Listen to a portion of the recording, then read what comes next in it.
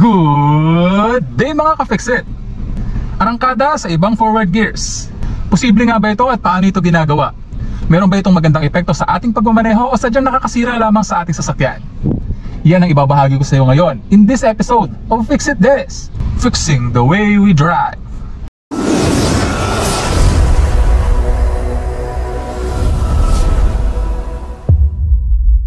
Okay mga ka-fixit, alam naman natin na kapag nagpaparangkada tayo ng sasakyan, ang ginagamit natin ay yung first gear ng ating transmission.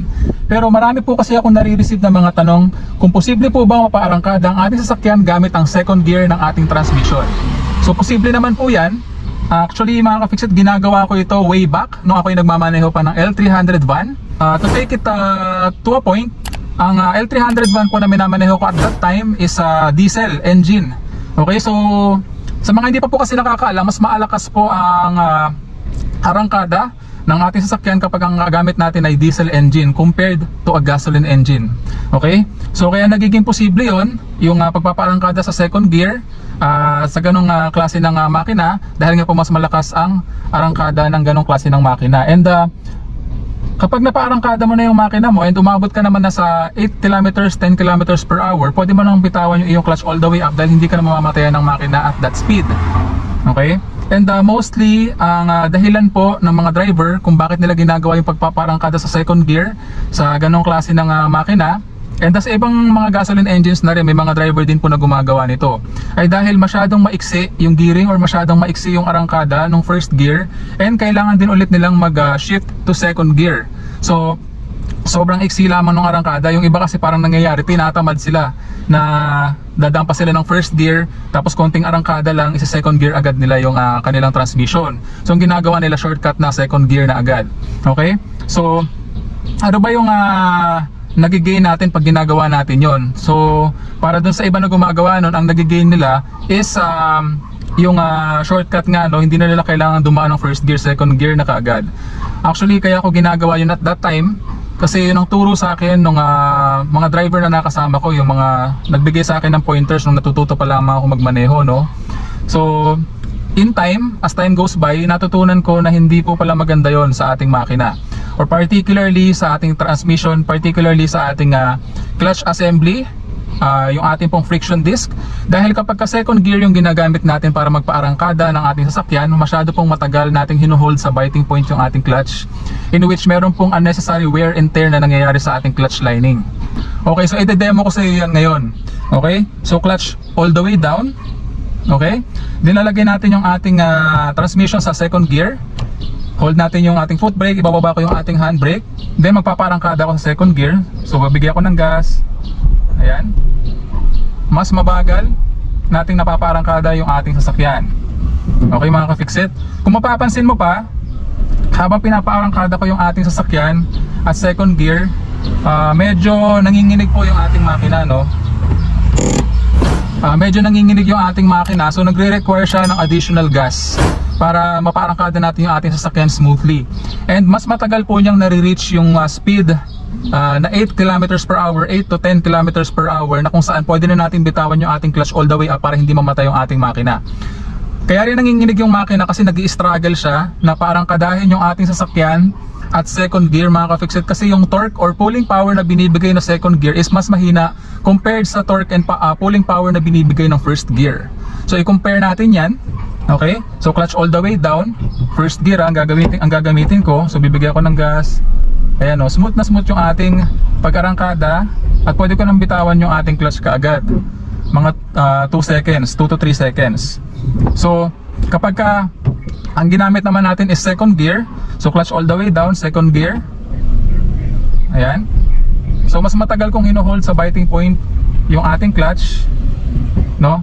Bago pa siya umabot ng 8 to 10 kilometers per hour, na kung saan pwede ko nang bitawan siya dahil hindi ko siya mamamatayan ng makina. So ito pa, bibigyan ko pa kayo ng another pointer dito. Okay? So may humps dito sa harapan natin. Ang gagawin ko, ilalagay ko sa second gear. Yan, paparangkadahin ko, or we will go over these humps na naka second gear ako. Yan, mabagal. Nahihirapan po yung ating makina mga ka-fixit, no? Ayan, naka-hold pa rin ako sa biting point. Then pwede ko na siyang bitawan ngayon dahil ang takbo ng ating sasakyan is 8 to 10 kilometers per hour at hindi na ako mamamatayan ng makina. Okay? So second gear. So stop muna tayo dito. Okay? So syempre, kung naka first gear tayo, hindi tayo mahihirapan na maka-go over the humps, no? Dahil yung pulling power na binibigay ng first gear is yun nga po yung pinakamalakas na pulling power na pwedeng ibigay ng sasakyan na to, dahil yun po yung pinakamalakas na gear when it comes to torque and pulling power ng ating transmission sa sasakyan na to. Okay? So sabi ko nga, arangkada sa ibang forward gears. Susubukan naman natin ngayon na magpa-arangkada gamit ang third gear, no, mga ka-fixit. Okay? So clutch all the way down, lagay ko sa third gear. Okay, diretso lang natin sa third gear. Baba ko yung ating handbrake. Then magpaparangkada ako at third gear. So bibigyan lang ako ng gas. Ayan, pansinin ninyo, ang tagal kong hinuhold sa biting point yung ating clutch. At binitawan ko pero nanginginig pa rin, no? So ibig sabihin, hirap yung ating makina at this point, mga ka-fixit. Kaya no, kailangan ko pang bigyan ng additional gas. Ayan. Kaya siya nahihirapan, mga ka-fixit, kahit na ayan, na second gear, nasa pataas tayong kalsada, nag-i-struggle yung makina. Okay? So kaya po nahihirapan yung ating third gear at that point, kahit na lampas 10 kilometers per hour na yung takbo ng ating sasakyan, is because yung speed na kasalukuyang tinatakbo ng ating sasakyan at that point is hindi angkop dun sa kasalukuyang gear na naka-engage. So naka third gear tayo pero yung takbo ng ating sasakyan is less than 20 kilometers per hour. Kaya po nahihirapan yung ating transmission to keep up, no, with the speed of the vehicle. So at that speed kasi, pwede yun sa first gear, pwede rin yun sa second gear. Pero kapag ka third gear, nahihirapan na siyang i-handle yung speed na yun. Kaya kailangan nating magbaba ng gear. Okay, tatabi lamang po ako para makalusot si ate. Paparada pala siya. Wait lang po tayo ay lalabas. Medyo masikip po kasi dito sa aming subdivision na tinitirahan. Masikip ang kalsada.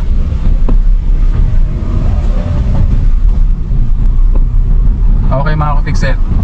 So kung mapapansin niyo, sa third gear pa lang, hirap na tayo magparangkada ng ating sasakyan.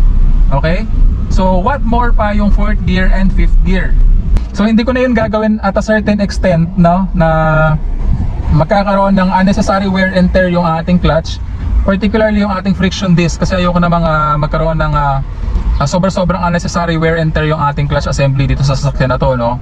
Pero dito sa pababang kalsada na to, pwede tayo magpaarangkada at second gear, mga ka-fixit.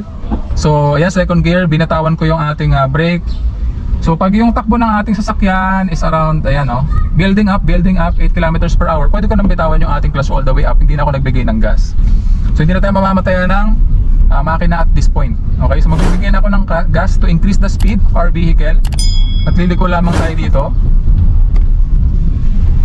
Ayan. Okay. Ayan. So bakit nga ba nagkakaroon ng unnecessary wear and tear yung particular parts ng ating sasakyan kapag tayo ay nagpapaarangkada sa ibang forward gears bukod sa first gear? Okay? So particularly nagkakaroon ng unnecessary wear and tear yung ating clutch, particularly the clutch assembly, yung friction disc, no?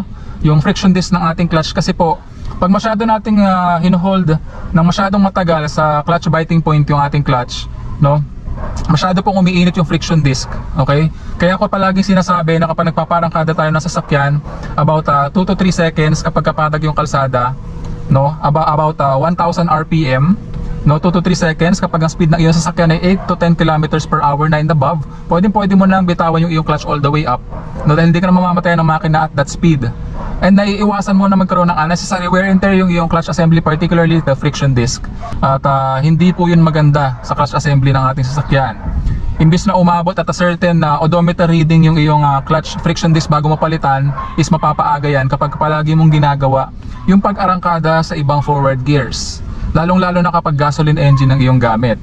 So sabi ko nga kanina at the start of this video, hindi ganun kalakas yung pulling power ng gasoline engine compared to a diesel one. So palagi may papayo ko sa'yo, gamitin mo yung first gear ng iyong sasakyan. Palagi ka magpapaarangkada at first gear, mga ka-fixit.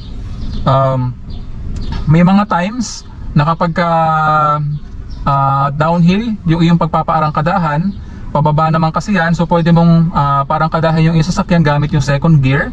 Kagaya nung ginawa ko kanina, kasi kapag first gear yung ginamit mo sa pababang kalsada, masyadong tataas agad yung RPM, bibilis agad yung takbo, and mapipilitan ka rin agad na ilagay sa second gear yung sasakyan. So pwede naman na second gear kapag ganong klase ng senaryo, pero pag sa patag na kalsada, lalong-lalo na sa paakyat na kalsada, mag-start ka sa first gear ng iyong transmission. Okay? Siya nga pala yung pagpaparangkada sa downhill na kalsada, sa uphill na kalsada. Meron na akong ginawang video tungkol dyan, detailed video, yun maglalagay ako ng link ng video na yun sa upper right portion ng video natin sa description below para mapanood mo kung hindi mo pa ito napapanood. I suggest panoorin mo rin yun kasi lubos na makakatulong sa iyo yung mga videos na yun, mga ka-fixit. Okay? So ayan, arangkada sa ibang forward gears, malinaw, gamitin nyo yung first gear ng inyong transmission para hindi ma-damage yung friction disc ng iyong clutch assembly. And I would like to end this video by saying, palaging tatandaan na walang sino man ang pinanganak na magaling. Kailangan natin ng sapat na panahon na pagsasanay upang maging magaling tayo sa anumang bagay. Okay mga ka-fixit, so that concludes our episode for the day. Sana nakatulong sa iyo itong video na to. At sana kung nagustuhan mo itong video na to, please subscribe to my channel. Please like, leave a comment and share my videos para makatulong din po sa iba. Kita-kits po ulit tayo sa susunod na episode ng Fix It Dennis, Fixing the Way We Drive. Again, thank you for watching. Hanggang sa muli, paalam!